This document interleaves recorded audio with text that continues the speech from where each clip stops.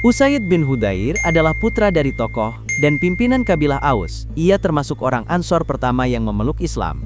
Setelah berislam, ia menghadiri Baiat Aqobah, yang merupakan janji setia untuk melindungi Rasulullah di negeri yang baru, yaitu kota Madinah. Ia juga seorang yang bacaan Al-Qur'annya didengarkan oleh malaikat. Namanya adalah Usaid bin Hudayr bin Abdul Ashhal al-Ansari, radhiyallahu anhu. Ia adalah ksatria kabilah Aus dan pemuka mereka. Ayahnya juga panglima perang kabilah besar itu, dan salah seorang tokoh mulia dalam sejarah Arab masa jahiliyah. Sebagaimana kata pepatah buah jatuh tak jauh dari pohonnya, demikian juga antara Usaid dan ayahnya Hudayr. Usaid bin Hudayr adalah seorang yang terdidik. Ia mampu menulis padahal bangsa Arab di masa itu adalah kaum yang ummi atau buta huruf. Ia juga mampu berenang dan jago memanah. Orang-orang Arab klasik menyebut mereka yang memiliki kemampuan demikian dengan Al-Kamil, atau orang yang sempurna. Di kalangan Ansor, Usaid termasuk orang yang pertama memeluk Islam. Bahkan sebelum Sa'ad bin Mu'adz menerima Islam, ia menerima dakwah Mus'ab bin Umair, yang diutus Rasulullah untuk mendakwahi penduduk Yathrib. Setelah itu Usaid tergabung dalam orang-orang yang menawarkan Rasulullah negeri hijrah, karena Mekah sudah sangat tak aman. Madinah pun mereka jamin, siap menerima sang Sayyidul Anam, serta para muhajirin Mekah. Meluk Islam. Saat orang-orang Ansor pulang dari baiat pertama mereka kepada Rasulullah, beliau sertakan Mus'ab bin Umair bersama mereka. Seorang juru dakwah yang bertugas membacakan Al-Quran kepada penduduk Yathrib, mengajarkan mereka Islam dan memberi pemahaman tentang agama.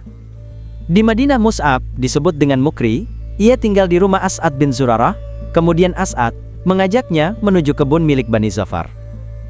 Keduanya duduk di dalamnya bersama orang-orang yang telah memeluk Islam. Melihat gencarnya dakwah Mus'ab dan penerimaan penduduk Madinah, tokoh mereka Sa'ad bin Mu'adz tidak tinggal diam. Ia mengutus Usaid bin Hudayr untuk menemui Mus'ab bin Umair dan As'ad bin Zurarah. Pergilah temui dua orang itu, keduanya datang untuk menipu orang-orang lemah di tengah kita. Cegahlah mereka, As'ad bin Zurarah itu anak dari bibiku, kalau bukan karena itu aku sendiri yang akan mengurusnya, kata Sa'ad kepada Usaid. Sa'ad bin Mu'adz dan Usaid bin Hudayr adalah dua pemuka kabilah Bani Ashhal, keduanya memiliki kedekatan. Usaid bin Hudayr segera mengambil tombaknya, lalu berangkat menemui Mus'ab dan As'ad. Saat As'ad melihat kedatangan Usaid, ia berkata kepada Mus'ab, "Ini adalah pemuka kaumnya, ia telah datang menemuimu, ikhlaslah kepada Allah dalam menghadapinya." As'ad berharap, kalau pemuka Bani Abdul Ashhal ini akan menerima dakwah Mus'ab. Kalau dia mau duduk, aku akan bicara dengannya. Usaid tiba di hadapan keduanya. Ia mulai mencaci maki mereka berdua, lalu berkata, "Apa yang kalian berdua ajarkan? Kalian mau membodohi orang lemah di tengah kami? Pergi, dan tinggalkan kami kalau kalian masih mau hidup." Mus'ab berkata kepada Usaid, "Walahabila khurafila inggata, bagaimana kalau engkau duduk dulu dan mau mendengarkan? Kalau yang kau dengar kau ridhai, terimalah. Tapi kalau yang kau dengar adalah sesuatu yang kau benci, aku tak akan melanjutkan apa yang tak kau sukai." Usaid pun menancapkan tombaknya dan duduk bersama keduanya. Mus'ab mulai berbicara padanya tentang Islam dan membacakannya Al-Quran. Setelah itu Mus'ab dan As'ad berkata, "Demi Allah, sebelum berbicara dengannya kami tahu dari wajahnya yang berseri dan teduh kalau ia telah menerima Islam." Usaid berkata, "Alangkah bagus dan indahnya ucapan itu. Apa yang kalian lakukan kalau ingin memeluk agama ini?" Keduanya menjawab, "Mandi dan bersucilah, bersihkan pakaianmu, lalu bersyahadatlah dan kerjakan sholat." Usaid pun berdiri, ia mandi dan bersuci, lalu membersihkan pakaiannya, dan setelah itu, ia bersyahadat dengan syahadat yang tulus, lalu sholat 2 rakaat. Sejarawan berbeda pendapat apakah ia ikut serta dalam perang Badar atau tidak. Yang pasti ia turut serta dalam perang Uhud. Setelah berislam, Rasulullah mempersaudarakannya dengan Zaid bin Harithah radhiyallahu anhu. Bacaan Al-Quran yang indah.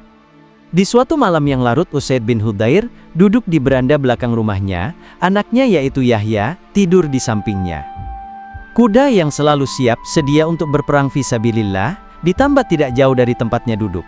Suasana malam tenang, lembut dan hening. Permukaan langit jernih dan bersih.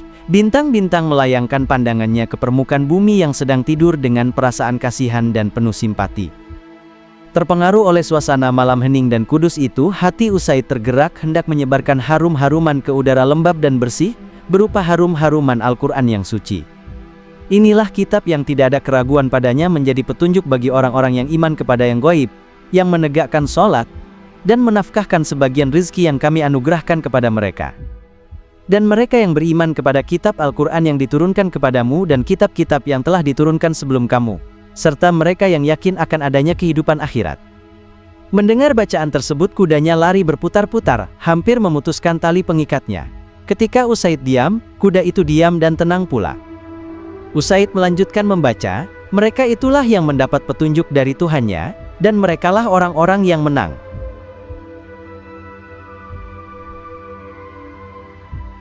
Bersama Rasulullah.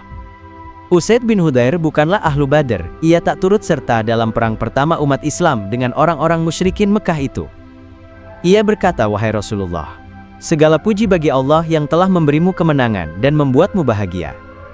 Demi Allah wahai Rasulullah, aku tak turut serta di Badar, karena aku tak menyangka Anda bertemu dengan musuh. Aku mengira Anda hanya mencegat kafilah Quraisy. Kalau aku tahu Anda akan berperang, pasti aku tak akan ketinggalan. Dan Rasulullah berkata, iya engkau berkata jujur. Kita tahu, keberangkatan Rasulullah ke Badar, bukanlah untuk berperang, tapi mencegat kafilah dagang. Rasulullah juga tak mewajibkan semua sahabat ikut serta, bahkan beliau hanya mengajak mereka yang benar-benar sudah siap. Tak butuh lagi persiapan lama, karena mencegat kafilah harus segera dilakukan, tak perlu banyak orang, dan tak perlu persiapan lengkap. Usaid bin Hudayr radhiyallahu anhu adalah salah seorang sahabat yang pernah mencandai Rasulullah dengan menuntut qisas pada beliau.